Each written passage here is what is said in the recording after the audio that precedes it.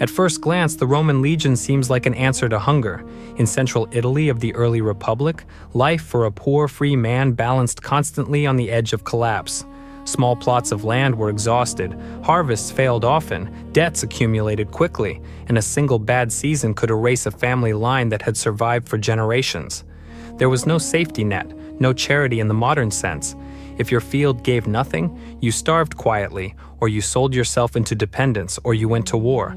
Against this background, the Legion did not look heroic. It looked practical, and that was precisely the trap. Becoming a legionary was rarely a free choice. Military service was tied to property and status. If you owned land, even a poor strip of it, the state expected your body in times of war. Refusal was not a neutral act. It meant legal pressure, social disgrace, and sometimes violence. The Republic framed service as duty, but for the poor it functioned as coercion. You marched not because you believed in Rome, but because there was nowhere else to go. Hunger pushed you forward more reliably than patriotism. The economic reality of service was brutal. Early Roman soldiers were not salaried professionals. They equipped themselves. Armor, shield, spear, sandals, even rations often came from personal funds. While you were away, your land lay untended, crops failed, livestock died or was stolen. Families survived by borrowing, and borrowing in early Rome meant chains of debt that ended in ruin. Many men returned from campaigns to find their farms gone, absorbed by wealthier neighbors or creditors. The legion saved them from immediate starvation only to deliver them into permanent poverty. Daily life in the army destroyed the body slowly and without ceremony. Marches stretched for dozens of miles under the weight of armor and supplies. Sleep was irregular. Food was monotonous and insufficient. Medical knowledge was primitive. A small wound could rot. A fever could kill. There was no concept of recovery. If you could stand, you marched. If you fell behind, you were beaten or abandoned. Survival depended less on strength than on endurance and luck. Discipline was not abstract, it was physical, public, and merciless. Roman military order relied on fear turned inward. Collective punishments were common. One man's mistake could cost an entire unit food or rest. Extreme penalties existed not as myths, but as tools. Execution by beating, punishment by lot, humiliation in front of comrades.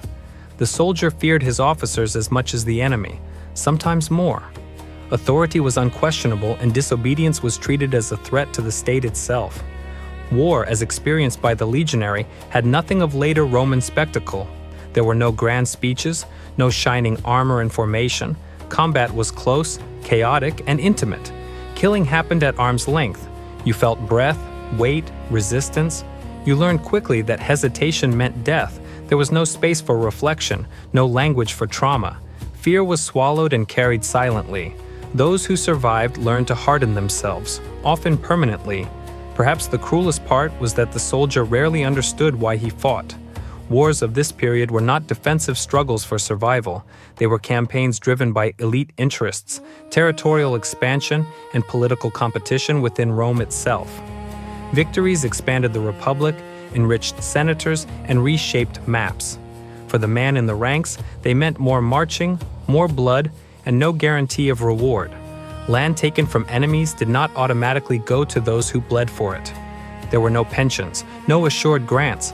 Promises were made and forgotten. The Republic was still learning how to use soldiers and had not yet learned how to care for them. Many veterans aged into obscurity, bodies broken, families gone, land lost, remembered only as names on old campaign lists. And yet, despite all of this, men kept coming. Because outside the legion waited hunger, debt, and slow death. The choice was not between peace and war, it was between different kinds of suffering. The legion was a bad idea, but in a world this narrow it often felt like the only idea left. Yet for all its cruelty, the legion offered something the countryside could not: structure. In a world ruled by uncertainty, military life replaced chaos with routine. You woke, marched, trained, ate, slept. The days were hard but predictable. Hunger inside the army was rationed, measured, controlled. Outside it, hunger was absolute. For many poor Romans, this alone made service tolerable. The legion did not promise comfort, but it promised continuity, and that was rare. There was also protection in numbers. A peasant alone faced bandits, creditors, rival clans, and the quiet violence of poverty. A legionary stood inside a system that punished enemies swiftly and defended its own, at least while they were useful. Uniformity erased individuality, but it also erased vulnerability. You were no longer a solitary man with weak social ties. You were part of a machine that moved, fought, and survived as one body. Military service reshaped identity. The Legion taught discipline, coordination, and obedience, but it also taught confidence. A man who survived campaigns learned that he could endure more than he had imagined. He learned how to use weapons, how to read terrain, how to move under pressure. These skills did not vanish after discharge. Veterans returned changed, harder, more assertive, often feared. In a society that respected force, this mattered. War also created opportunity through violence. Loot was unpredictable but real. Campaigns brought access to spoils that a poor farmer could never obtain otherwise. Weapons, animals, tools, captured goods. Even small gains could shift a family's fate. For some, a single successful campaign erased years of debt. For others, it provided enough capital to start again somewhere new, away from old obligations. Social mobility, while limited, was not imaginary. The army created networks. Officers remembered capable men. Veterans shared bonds that crossed class lines.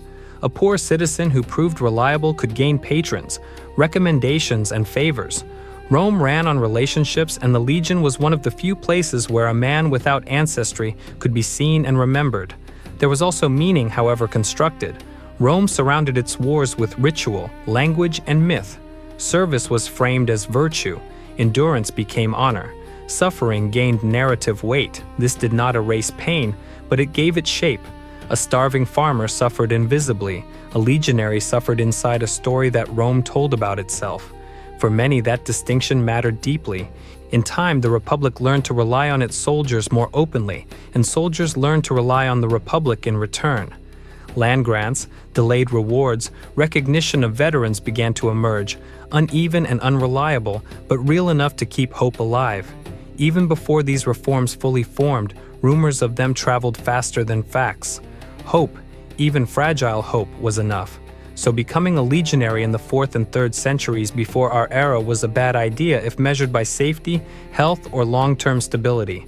It consumed bodies, erased families, and fed an expanding state that rarely repaid its debts in full. But it was also practical. It transformed starvation into struggle, isolation into belonging, and randomness into order. In a world where survival itself was uncertain, the Legion offered a harsh clarity. Rome did not ask its poor citizens to choose between good and bad. It asked them to choose between worse and survivable, and so they marched. Don't forget subscribe. We, not good buying.